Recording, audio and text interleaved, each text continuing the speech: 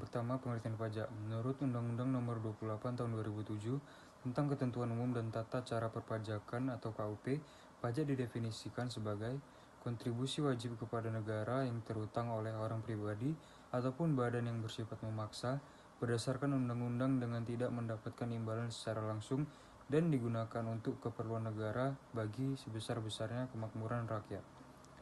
Setiap orang, pribadi, dan badan yang memenuhi syarat objektif pajak wajib untuk membayar pajak. Kewajiban ini diatur dalam undang-undang dan tidak dapat dihindari. Ciri-ciri pajak. Pajak memiliki beberapa ciri utama, yaitu yang pertama wajib. Setiap orang pribadi atau badan yang memenuhi syarat objektif pajak harus membayar pajak. Yang kedua membuat. Pajak hanya dapat dikenakan berdasarkan undang-undang. Yang ketiga membayar. Pajak harus dibayar oleh orang pribadi atau badan yang berhak dan berkewajiban menurut undang-undang. Yang keempat, tambah imbalan. Pembayar pajak tidak mendapatkan imbalan secara langsung atas pembayaran pajaknya. Yang lima, digunakan untuk keperluan negara. Pajak digunakan untuk membiayai pengeluaran negara bagi sebesar-besarnya untuk kemakmuran rakyat. Selanjutnya adalah fungsi pajak.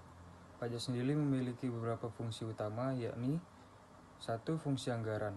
Pajak merupakan sumber pendapatan negara yang paling utama untuk membiayai pengeluaran negara seperti belanja pegawai, belanja barang dan jasa, dan belanja modal. Yang kedua adalah fungsi regulasi. Pajak dapat digunakan untuk mengatur kegiatan ekonomi seperti mendorong atau menghambat konsumsi barang atau jasa tertentu, melindungi industri dalam negeri, dan menjaga stabilitas ekonomi. Yang ketiga adalah fungsi redistribusi pajak. Pajak dapat digunakan untuk mendistribusikan pendapatan dari kelompok kaya ke kelompok miskin, seperti melalui program jaminan sosial dan subsidi. Fungsi stabilitas. Pajak membantu pemerintah untuk dapat menjalankan kebijakan yang berhubungan dengan stabilitas harga sehingga dapat membantu mengendalikan inflasi.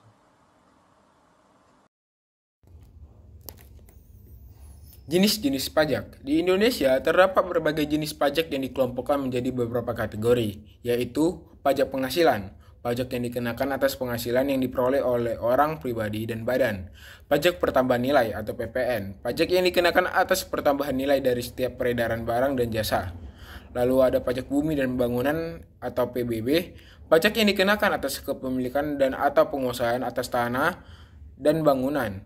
Lalu ada pajak bea cukai, pajak yang dikenakan atas barang yang masuk dan keluar dari wilayah Indonesia.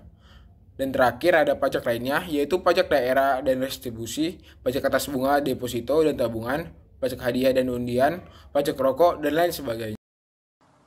Tantangan dalam membayar pajak di Indonesia. Membangun budaya disiplin membayar pajak di Indonesia masih dihadapkan dengan berbagai tantangan.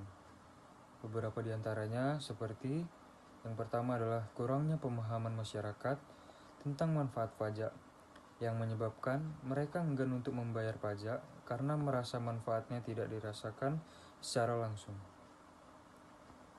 Yang kedua yaitu sistem perpajakan di Indonesia masih dianggap kompleks dan membingungkan bagi banyak masyarakat. Yang ketiga, penegakan hukum terhadap pelanggar pajak masih belum tegas dan konsisten. Hal tersebut menyebabkan banyak orang yang tidak takut untuk tidak membayar pajak karena merasa tidak akan terkena sanksi dari pemerintah. Yang keempat, masih ada sebagian masyarakat yang tidak percaya bahwa pemerintah akan menggunakan pajak dengan baik dan bertanggung jawab. Hal ini menyebabkan mereka enggan untuk membayar pajak karena tidak yakinnya masyarakat terhadap pemerintah. Yang kelima yaitu faktor ekonomi. Kondisi ekonomi yang sulit dapat menyebabkan masyarakat enggan untuk membayar pajak karena merasa terbebani.